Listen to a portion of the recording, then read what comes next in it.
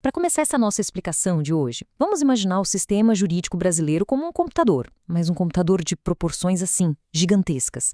É literalmente uma máquina com milhões de regras, códigos e decretos processando informações a todo instante. Mas, vem cá, o que impede dessa máquina colossal simplesmente dar tela azul, travar e entrar em colapso total? A resposta está numa sigla. LINDB, a Lei de Introdução às Normas do Direito Brasileiro. Ela funciona, olha só, exatamente como o sistema operacional dessa máquina.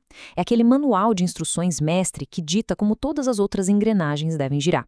É o que garante que tudo funcione lisinho, sem falhas catastróficas.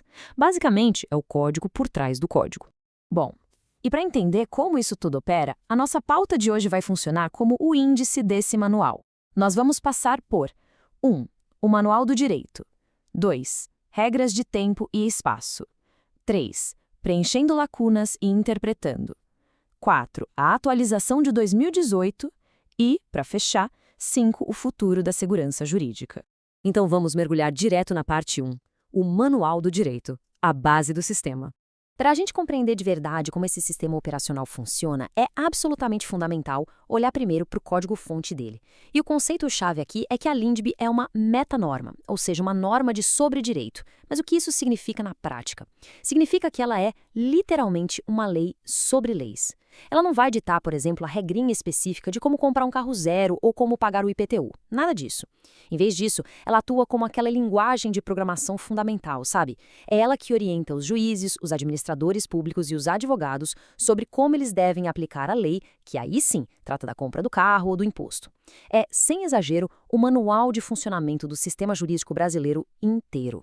E olha que interessante, esse código-fonte tem uma história bem fascinante por trás. Tudo começou lá em 1942, durante o governo de Getúlio Vargas, bem no contexto do Estado Novo. Naquela época, existia uma necessidade urgente de organizar um sistema jurídico de tamanho continental e de dar um complemento para o antigo Código Civil de 1916. Depois, dando um salto no tempo, lá em 2010, o sistema passou por uma mudança de nome que foi super importante. E mais recentemente, em 2018, recebeu seu maior patch de atualização, digamos assim. Foi a Lei número 13.655, que adaptou de vez a máquina para os nossos tempos modernos. Aliás, um detalhe super importante sobre essa mudança de 2010, originalmente a lei se chamava LICC, que era a Lei de Introdução ao Código Civil. Pelo nome, parecia algo bem restrito, né? Só para contratos, questões privadas e tal. Mas a mudança para a sigla LINDB não foi só uma maquiagem estética, não, de jeito nenhum. Foi o reconhecimento formal de uma expansão gigantesca desse sistema operacional para abranger simplesmente toda e qualquer aplicação legal que a gente possa conceber. Estamos falando de direito civil, penal, administrativo, tributário.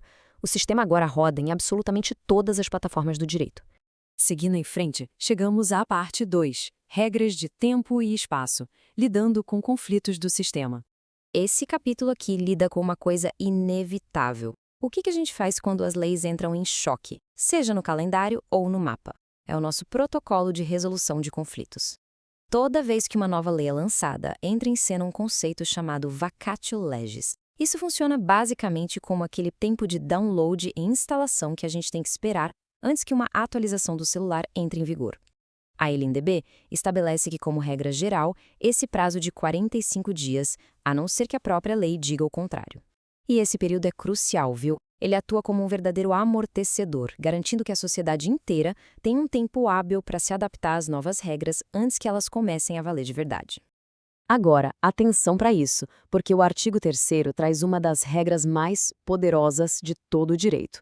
A letra da lei diz: ninguém se escusa de cumprir a lei alegando que não a conhece. Esse é o famoso princípio da obrigatoriedade. Quer dizer, assim que aquele período de adaptação, aqueles 45 dias terminam, o novo software está ativo para todo mundo. E é exatamente isso que garante que todo o maquinário legal continue funcionando de forma super eficiente e, principalmente, sem desculpas. A eficácia de todo o ordenamento depende inteiramente de que essa regra seja cumprida. Mas claro, o sistema também precisa proteger os próprios usuários, certo? E aí entra o artigo 6º, e a regra dele é claríssima: a lei não retroage. Ou seja, o sistema protege todo mundo contra falhas retroativas. Pensa assim, se alguém já conquistou um direito adquirido, se um negócio foi fechado redondinho e virou um ato jurídico perfeito com as regras antigas, ou se um processo já terminou de vez, sem chance de recurso, virando coisa julgada, a nova lei simplesmente não pode ir lá e desfazer o passado. Essa é a verdadeira linha de base da nossa segurança jurídica. E o que é mais legal ainda é ver como a Linde lida com o espaço físico. Porque, vamos combinar, no mundo super globalizado, o direito precisa ter um GPS embutido. E é exatamente o que a gente tem aqui. O manual resolve esses conflitos espaciais de um jeito muito elegante. Por exemplo, qual lei dita as regras sobre o estado de uma pessoa? A lei de onde ela mora, do domicílio dela. E sobre os bens, os imóveis, a lei de onde eles estão localizados. E um contrato internacional, a lei do lugar onde ele foi assinado. É o direito internacional privado rodando liso dentro da nossa metanorma. Inclusive, um juiz brasileiro pode até aplicar o direito estrangeiro nesses casos, desde que as partes envolvidas provem isso no processo. Bom, vamos avançar para a parte 3 da nossa explicação. Preenchendo lacunas e interpretando, corrigindo os bugs.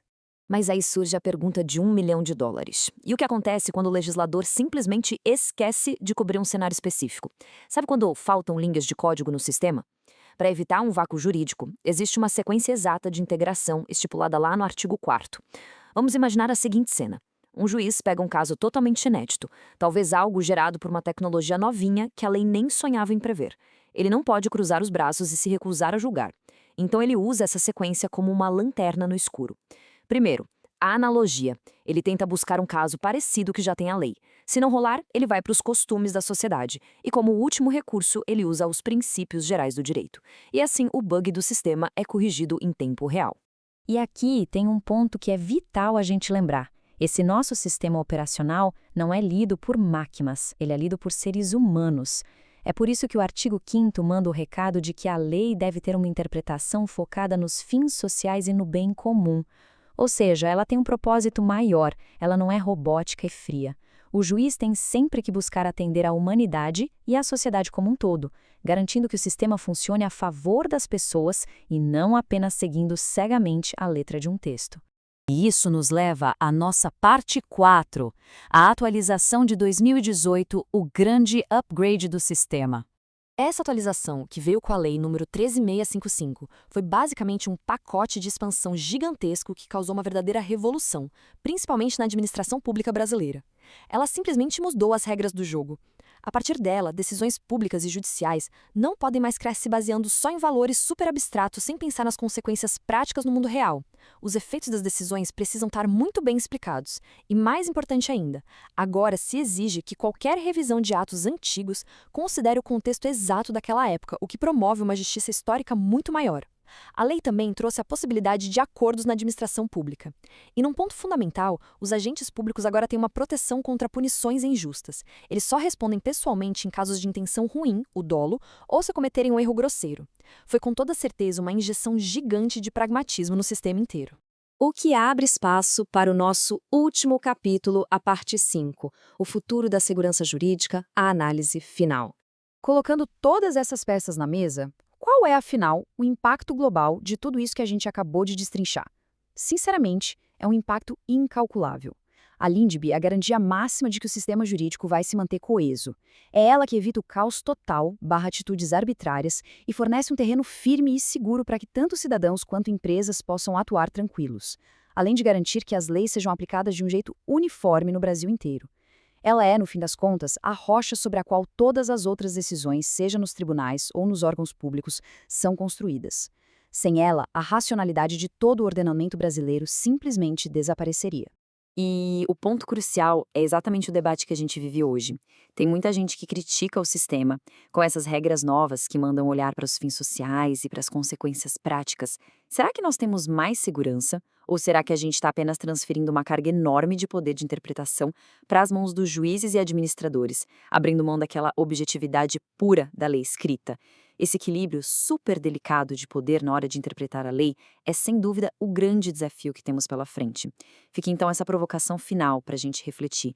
Quem, no frigir dos ovos, realmente controla o código-fonte da nossa sociedade?